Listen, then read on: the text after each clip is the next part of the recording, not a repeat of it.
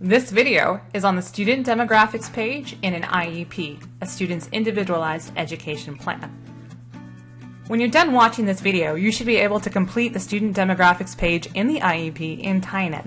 And not only that, you should be able to understand the purpose behind each of the fields that you're going to complete. Let's cover a little background first. The reasons behind why we even write an IEP, well, it has its roots in the civil rights movement. In the not-so-distant past, students with disabilities did not even have the right to attend school, and just like other groups, were denied the same right to have this education. So different legislation has sought to restore our students with disabilities their right to an education. An IEP is both a safeguard and an expression of a student with disabilities' civil rights, and nearly every field that you enter plays a role in this safeguard and expression.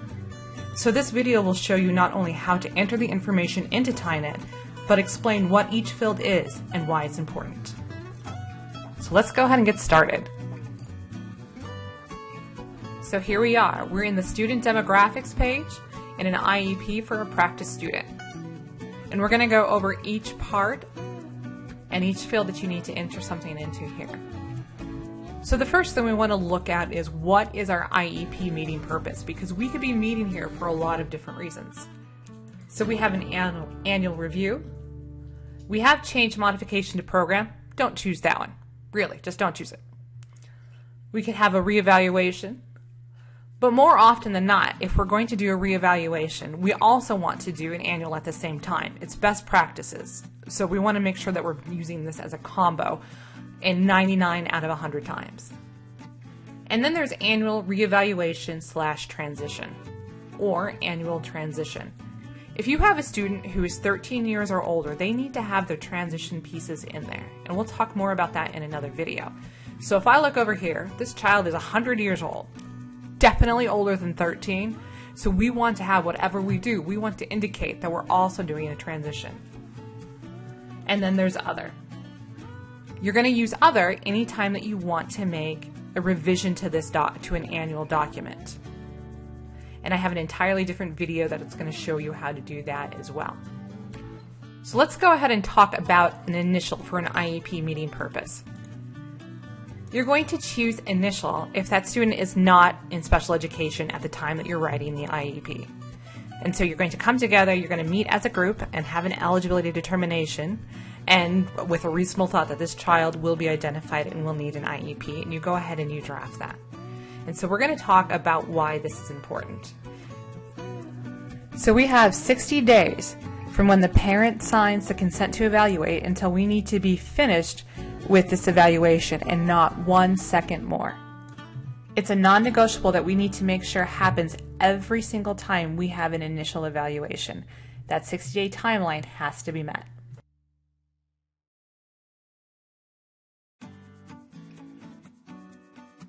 So the date of the transition conference or C to B, that's if a child's 2 years old. You can clearly see this kid's 100. Definitely not 2 years old. Only preschool students have this, and not all preschool students. Your program support specialist is going to know which one is a C to B student versus not. So we're going to go ahead and leave this blank. This next one is the date that the parents signed consent for the Part B evaluation. So that's the date that the parents signed the consent and said, yes, after looking at all of this, we're going to do the testing and we're going to move forward. Now that's an entirely different video that shows people how to do that as well, and it has a lot of rules and laws behind it. So it's too much to go into right now, but it's when that has been signed. That's the date. Now the next one is the date the initial Part B evaluation is completed. So that's the date that the evaluation is completed, and that's the date you put in. Now the initial eligibility determination date, people often get this wrong, and they'll put in the date that the evaluation is completed, but that's not what that means. That means the date that we all came together as a team and decided we've looked at all of the evidence and we have decided that this student is identified as a student with disability and is in need of special education. And that becomes the initial eligibility determination date.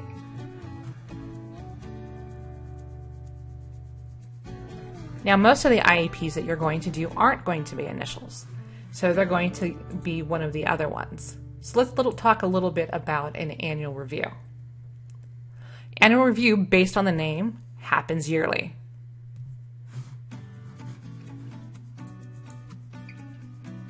And remember before when we were talking about civil rights, this means part of it. Because part of the law, the way it's written, says that we must review this child's IEP periodically, but not less than annually, to determine whether the annual goals for the child are being achieved. And then we have to revise the IEP as appropriate to address any lack of expected progress towards their goals and in the general education, and any results of a reevaluation, and information that was provided by the parents or by the child, any anticipated needs, and any other thing, which, kind of narrows it down. And so that's part of these child's civil rights, is to be able to have this meeting, to have it annually at the very least, if not more.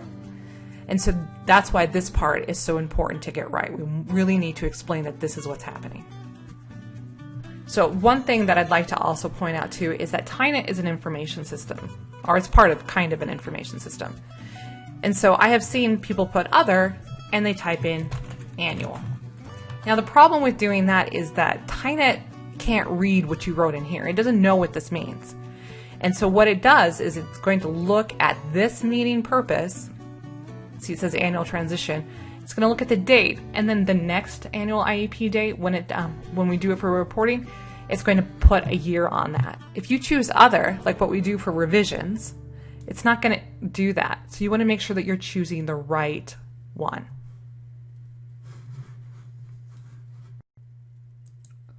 So choosing the correct IEP meeting purpose every single time that you write an IEP, well, it's kind of a big deal, and we have to make sure that we're getting this one right.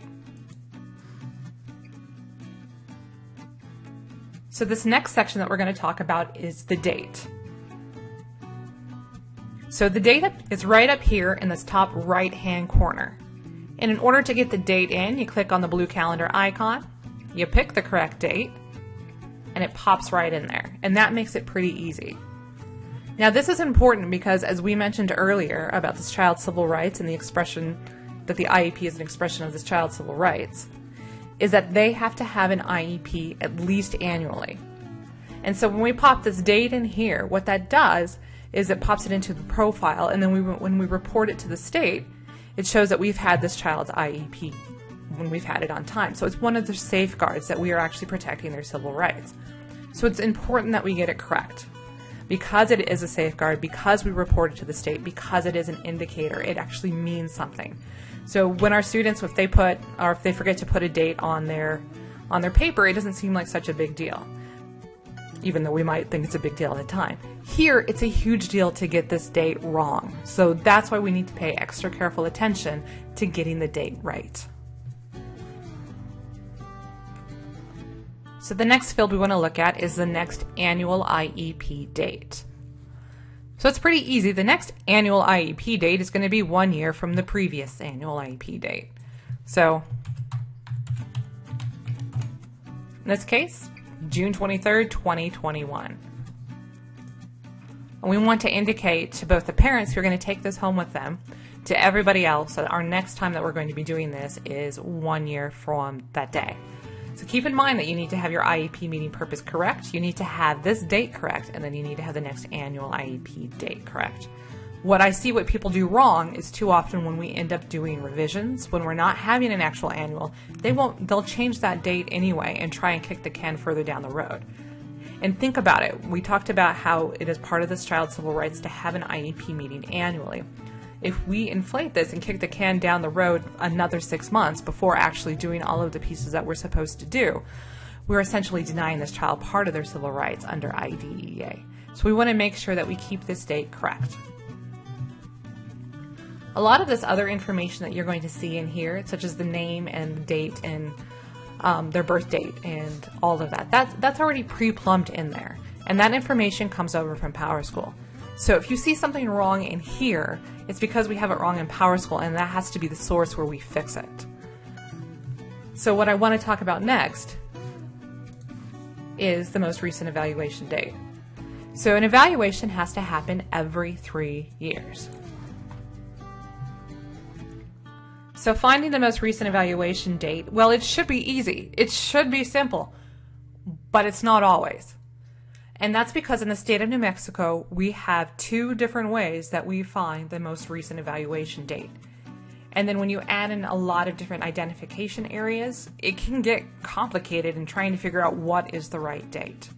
So let's talk about the two different ways that we go ahead and we find an evaluation date. So the first one is if that child has had a full evaluation, we're going to choose that last date of testing. So if we did a full round of testing and we finished it 2 weeks ago, we're going to use that 2 weeks ago date. Now here's something different. Let's say we used existing data in the form of a read, and there's more videos on that. Or we used a combination of previous tests or of testing and the read, then we may want to consider using the EDT date. That's the date that we have the reevaluation meeting. We sit down, we look at all of the data, and we decide, yes, this child is a child with a disability as identified by IDEA and is in need of specially designed instruction. And then we would use that date. So there's two different ways. There's two different ways.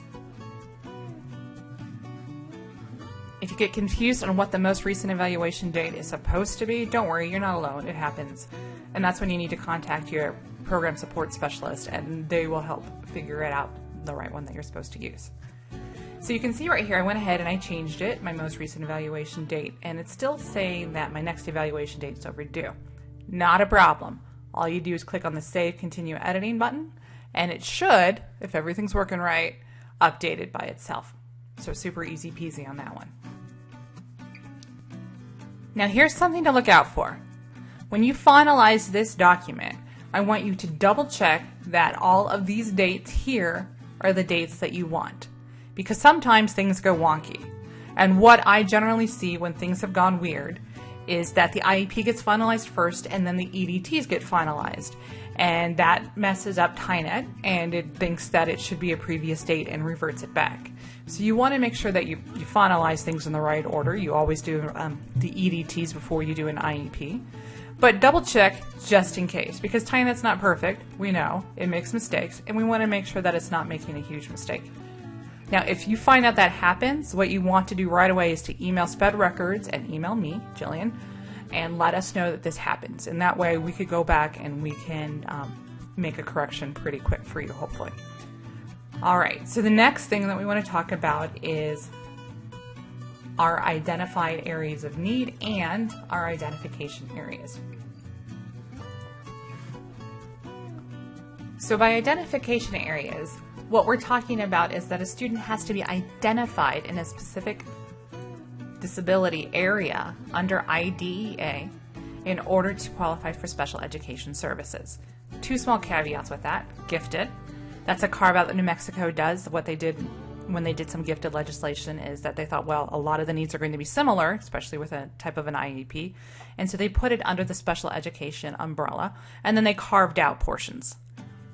And then the other one is the speech only. Not every state has this as defined as part of a disability. It was something that the feds have allowed the states to do, and so I don't believe every state's chosen to do so. So those are the only two carve-outs. But these, other than that, every other state has the rest of these as well. And so keep in mind that you can have a student who has a disability but does not need specially designed instruction. Specially designed instruction is special education. So the state of New Mexico is somewhat original compared to some of the other states in that they have a primary, a secondary, a tertiary, or a quaternary available. Now, years ago, it was part of the way Santa Fe Public Schools did business, is that we would try and fill up every possible one that we could. And so we had a lot of students who were walking around and they had tertiaries and quaternaries and secondaries and whatnot. We've kind of changed the way that we've looked at things. What we want to do is we want to look at the whole child, and we want to look at how they're doing. We want to look at all of the evidence and all of the data. And whenever it is possible, we really want to look and say, okay, well, what is the real root cause? What's the underlying root cause of what's going on? And so a lot of students who have autism, they also would technically meet criteria for speech-language impairment. But the root cause is not the speech-language impairment or the SLI. I mean, the root cause is really the autism. And so when we find those, what we can go ahead and do is we hold our EDTs, because we EDT in, EDT out, and we can decide that autism is the primary, and we can leave it like that. And that makes a lot of sense in a lot of ways. Okay, so the next section we're going to talk about is the identified areas of need. So this is the areas of need that we are going to be working on throughout this IEP, and we're going to be addressing. So if a student has reading, I have reading in there, but what I want you to do is start to think about, well, what part of reading does a student really need help with? Because how we're going to provide a service for reading decoding is going to look a lot different than what we're going to work on if we're working on comprehension. And so we want to make sure that we are spelling it out here so it makes a lot of sense. What I often see that people do that doesn't make any sense at all, though, is they'll type in something like SLP because the student is getting services from a speech-language pathologist. And SLP, though, is not an area of need, and SLP is a person. So it doesn't make a whole lot of sense to put here as an area of need. What would make more sense is if we did something more like communication skills, expressive language. That makes a lot of sense. And not only could an SLP work on that, but also a special education teacher could work on that. Maybe an aide is helping with that. Possibly the general ed teacher is providing accommodations for that. And so we want to make sure that we're not identifying people here in the identified areas of need, because this is an area of need for the student and it's not an actual person. Keep in mind, when we work on the schedule of services, that's where we start talking about who is going to be providing services. But we don't decide that yet, and we don't decide it on the front page. So that's it for the student demographics page. I want to do just a quick recap that a lot of these dates are very important because it is a safeguard and an expression of a child's civil rights. And not only that, we have to report it to the state, and the state sends it to the feds, and it looks at a bunch of indicators to see if we are in fact safeguarding these child's civil rights. And so the annual date is important. The IEP meeting purpose is important. The most recent evaluation date, which can get tricky, is also important. We want to make sure that those are all correct. When you finalize this document, do a double check before you print it out and make sure that all of these look the way that you think they should look. Check the primary disability and make sure that those are also accurate. And make sure that when you're looking at the identified areas of need, you're not putting people in there, because that doesn't go there. You want to go ahead and put what does the child need help with. We'll decide who's going to be doing the helping later on down the road. Okay, so that's it for this one.